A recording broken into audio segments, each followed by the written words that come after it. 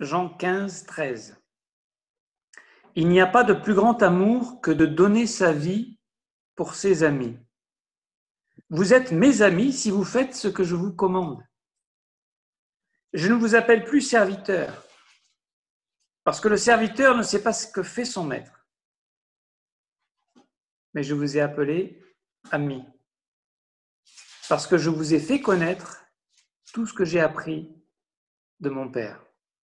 Seigneur, bénis ta parole et que chacun d'entre nous se soit comme un baume dans notre cœur, dans notre âme, par le Saint-Esprit, par la vérité de ta parole que nous voulons élever, le nom de Jésus, son œuvre sur la croix, sa rédemption, son amour, sa grâce, sa vérité, sa justice. Et nous te bénissons, Seigneur, d'être parmi nous. Fais que la communication, qu'on puisse bien s'entendre, bien recevoir, chacun là où on est, Seigneur, et que nos cœurs débordent de reconnaissance et d'adoration tout au long de ce culte, au nom de Jésus-Christ. Amen. Alors, j'avais cette pensée parce qu'on est dans une période qui nous amène, et même les gens qui ne sont pas croyants, peut-être encore plus les gens qui ne sont pas croyants, à cause des circonstances de ce confinement, de la maladie, de la mort qu'on a, dans nos sociétés, on n'en parlait pas, on la mettait de côté, on vivait, on courait, on faisait plein d'activités, et puis là, tout d'un coup, on se rend compte qu'on va mourir. Et donc, c'est quelque chose qui remet peut-être les gens à réfléchir, à se poser des questions au sens de cette vie, pourquoi on est là, quel est l'objectif de notre vie, quels sont nos objectifs, où est-ce qu'on va carrément, hein, pourquoi est-ce qu'on vit. C'est des questions, peut-être qu'on ne se les posait pas trop avant, et même nous en tant que chrétiens, c'est peut-être l'occasion de réaliser un petit peu la richesse, l'espérance, la destinée qui nous est réservée en Jésus-Christ. C'est extraordinaire d'avoir fait ce choix de mettre notre confiance en lui et d'avoir choisi de... Vous savez, c'est une des choses les plus importantes pour ceux qui sont parents. Moi-même et Patricia, nous n'avons pas d'enfants, mais je peux imaginer que c'est un souci important pour les parents lorsque leurs enfants commencent à grandir et à devenir de plus en plus autonomes, indépendants, et à faire leurs propres choix et à choisir leurs propres amis. Parce que on sait très bien que les jeunes et même les adultes, on est très influencés par les autres, et le choix des amis est très, très important.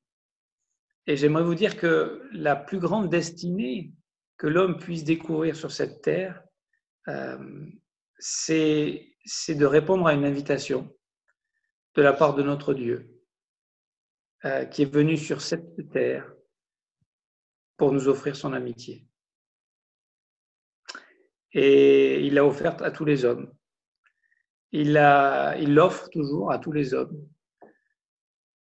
Et c'est la chose la plus merveilleuse et la plus extraordinaire que nous puissions découvrir, devenir l'ami de Dieu. C'est ce qui est arrivé à un homme, à plusieurs en fait, mais en particulier à Abraham. Vous connaissez son histoire un petit peu.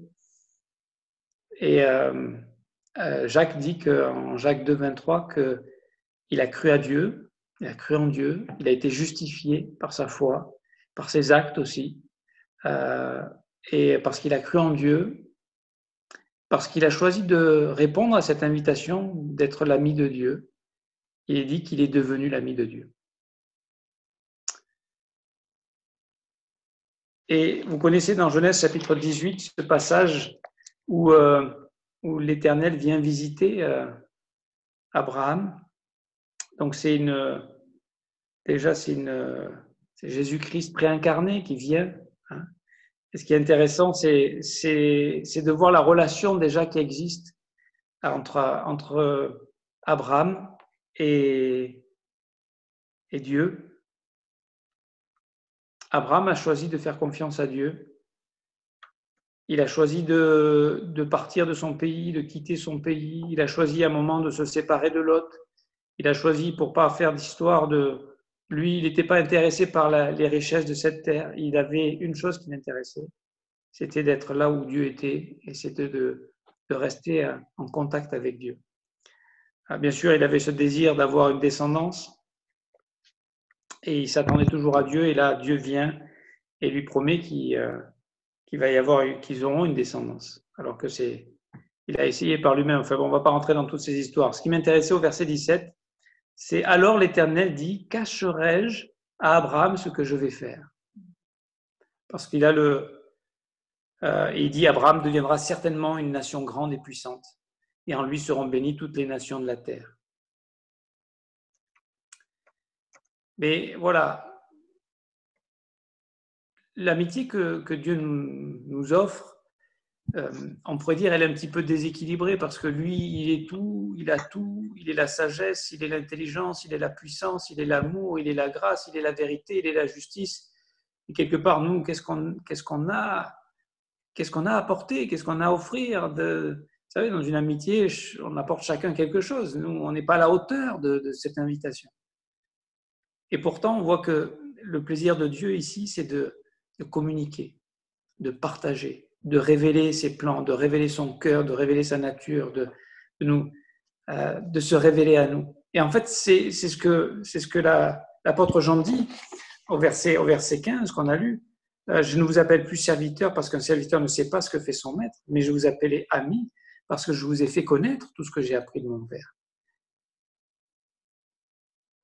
Et on sait que cet apprentissage, pour lui-même, en Hébreux 5.8, il a appris les choses, il a appris par l'obéissance, par les choses qu'il a souffert, tout ce qu'il a appris, tout ce qu'il a mis en pratique et tout ce qu'il nous a communiqué, ça s'est fait aussi souvent dans la douleur, dans la souffrance, dans l'humiliation. Et ça montre que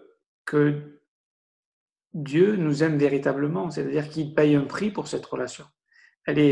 Pour qu'elle soit possible, il a fallu qu'il fasse tout ça. Pour qu'on puisse connaître Dieu, il a fallu qu'il s'humilie, qu'il descende au milieu de nous, qu'il vienne payer notre dette, que lui, le juste, paye pour les injustes. Enfin, tellement de choses. Et qu'est-ce qui motivait Dieu dans tout ça? C'est l'amour. Et c'est ce qu'il dit dans Ésaïe 41, au verset 8, il dit « Mais toi, Israël, mon serviteur, Jacob, que j'ai choisi, race d'Abraham, que j'ai aimé. » C'est merveilleux, ça. C'est l'amour. Et évidemment, ça, c'est la vraie richesse. Parce que dans le livre des Proverbes, il y en a plusieurs qui mentionnent ça. Il est dit de...